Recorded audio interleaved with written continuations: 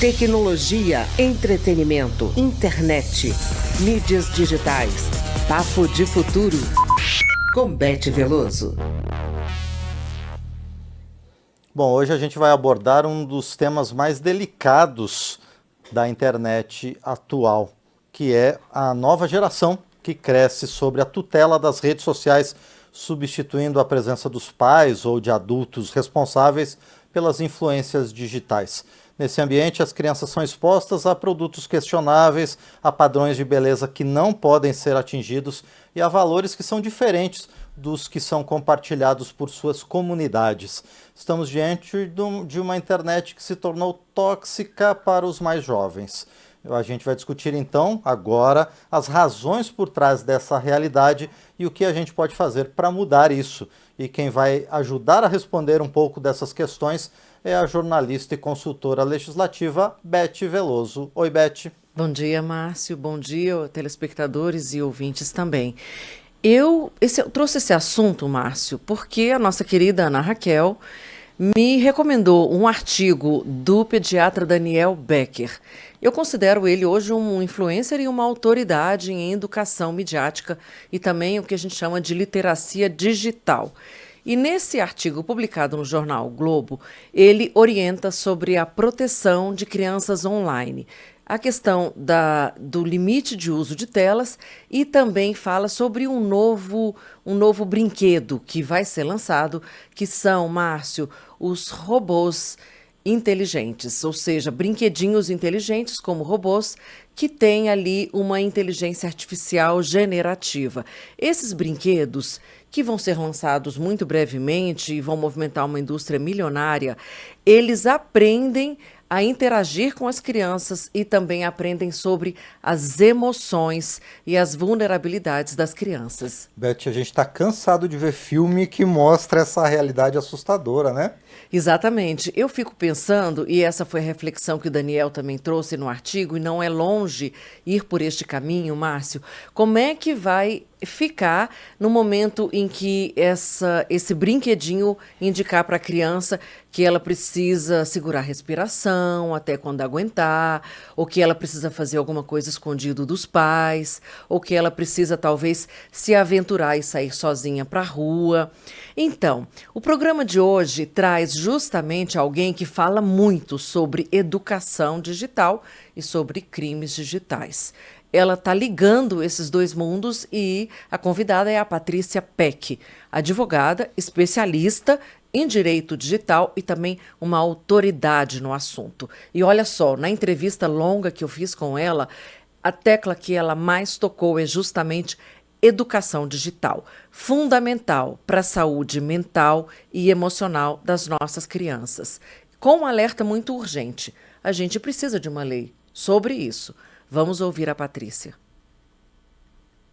Se nós olharmos, quando a gente fala de garantir mais proteção de criança e adolescente no ambiente digital, talvez ainda signifique ter, sim, um arco legal mais específico para isso, para poder trazer as medidas que pudessem permitir isso. Porque hoje, se a gente olhar lá na LGPD, não existe uma destinação específica de recurso para uma campanha educativa. Não existe uma regra que diga tenho que fazer a campanha educativa para criança e adolescente, como a gente previu na legislação de combate a bullying e cyberbullying, por exemplo, lá em 2015. Acredito que o empoderamento ou fortalecimento da própria ANPD já seria um passo também que nós temos a independência para poder ser trabalhado. Mas se a gente pensar que se a gente não lançar uma campanha educativa, trazer uma aula sobre isso nas próprias escolas, porque isso quando a gente orienta o jovem também orienta a família,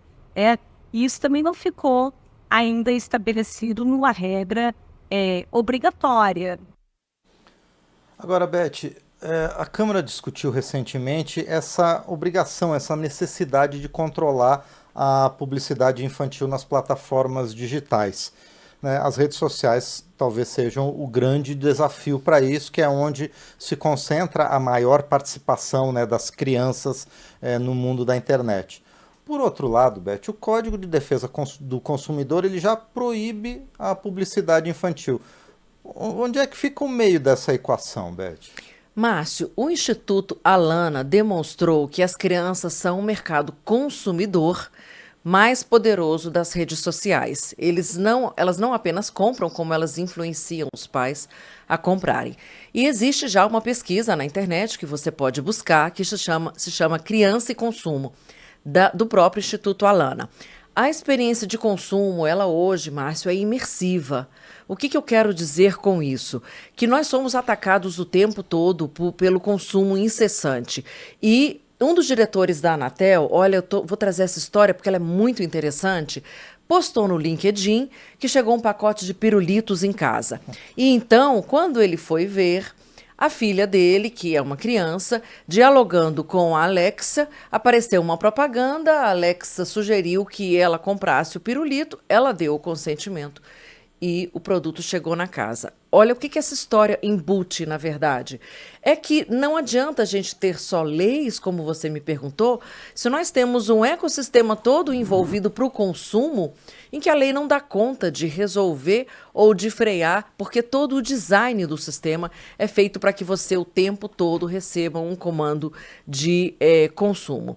Essas questões tratam, sobretudo, que a gente contou, de privacidade, de questão de segurança, de acesso a dados bancários, tudo isso que a gente fala de proteção de dados, como a professora Patrícia Peck falou, da Agência Nacional de Proteção de Dados, a ANPD. A questão, então, é que como é que a gente vai avaliar um comando que uma criança dá, que não sabe nem, ao menos, distinguir direito o que é uma propaganda do que é uma informação mais isenta. Então, eu trago de novo a professora Patrícia Peck para enfatizar que as crianças realmente precisam não ser um alvo prioritário dessa propaganda, dos crimes digitais, a partir realmente dessa educação e de uma responsabilidade das plataformas.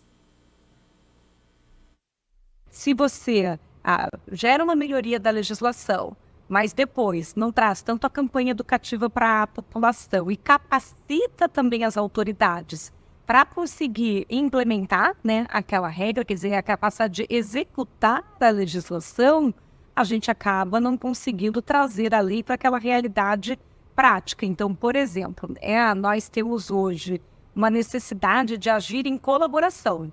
Na internet, tudo começa com uma questão de quem está do outro lado da tela. A internet é a maior rua do planeta.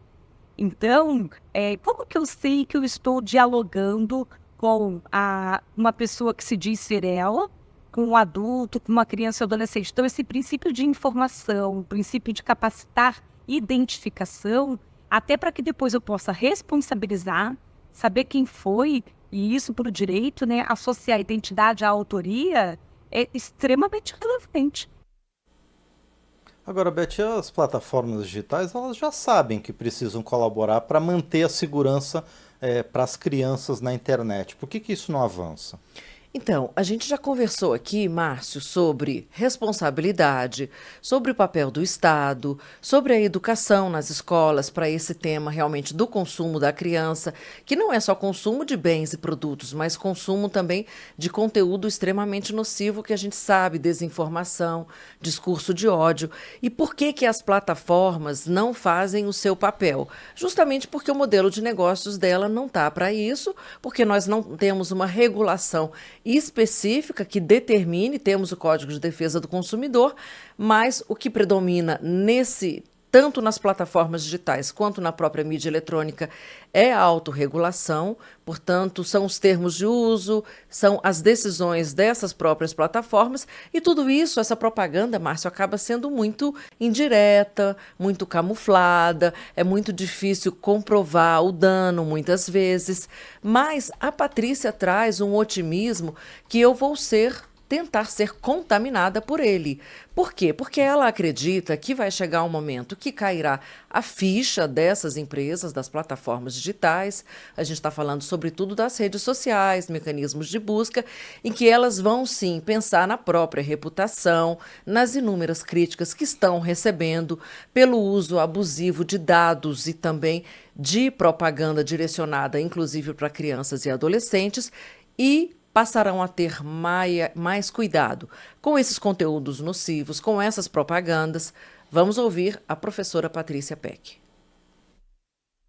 certeza, nós estamos vivendo aquele momento de reflexão, de revisitar o modelo, de como chegamos até aqui, do ponto de vista do que sustenta essa internet com tantos serviços gratuitos, já que a gente sabe que não existe almoço grátis, para uma sociedade que hoje exige transparência, privacidade e segurança, trouxe regulamentação de proteção de dados. E quando a gente olha para o futuro, como que nós vamos repensar alguns modelos, mesmo na relação de monetização que tem hoje. Então, as grandes marcas, né, os grandes players que vão estar liderando para o futuro são aqueles que tiverem esse tipo de comprometimento. E isso não é um cenário só do Brasil. Quando a gente olha para fora, as experiências internacionais, todos estão com esse olhar.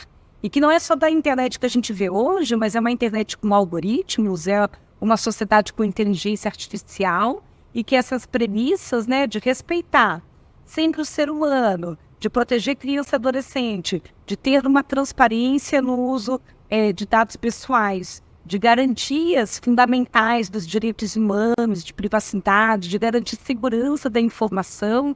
Então, assim, acho que a sociedade inteira está cobrando que a gente consiga alcançar esse ponto de equilíbrio. Pois é, Beth. Teve também uma audiência recente no Senado norte-americano em que representantes das plataformas de redes sociais como do TikTok, da Meta, né, que tem o Facebook e o Instagram, eles foram acusados, inclusive, de cometer abusos contra crianças e adolescentes. O próprio Mark Zuckerberg, da Meta, até pediu desculpas, né, por esses eventuais abusos, né, sobre os quais a Meta pode ser responsabilizada. Essas plataformas, elas vão reavaliar suas condutas, Beth?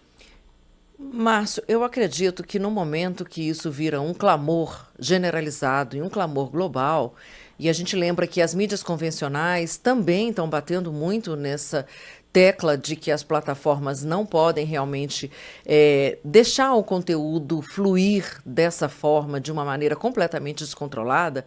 Então, isso gera, sim, uma crise de reputação. Elas vão ter que gastar muito mais dinheiro para melhorar a sua imagem, que já foi muito melhor. Então, assim, melhorar a barra, né? Ter realmente uma confiança maior, porque na verdade, nós confiamos toda a nossa vida para essas plataformas. Se a gente passar a desconfiar da conduta delas severamente e da responsabilidade e do comprometimento e compromisso, como falou a professora Patrícia Peck, evidentemente que elas vão, com o tempo, cair no ostracismo, cair no descrédito e vão ser substituídas por empresas muito mais responsáveis. Agora, o que a gente quer ouvir agora, Márcio, é a opinião do nosso ouvinte, né, telespectador, sobre isso. Pois é, eu vou citar inclusive o Moisés Pereira, que na nossa página no YouTube comentou agora ao vivo sobre essa questão. Mais opiniões como a do Moisés Pereira são bem-vindas, né, Beth? Exatamente, olha o meu ato falho. Eu quis chamar o nosso usuário e espectador de consumidor, porque realmente parece que o tempo todo a gente está colocado como uma mercadoria nessa economia digital. Mas a gente realmente quer ouvir a sua opinião. Comenta nas nossas redes sociais.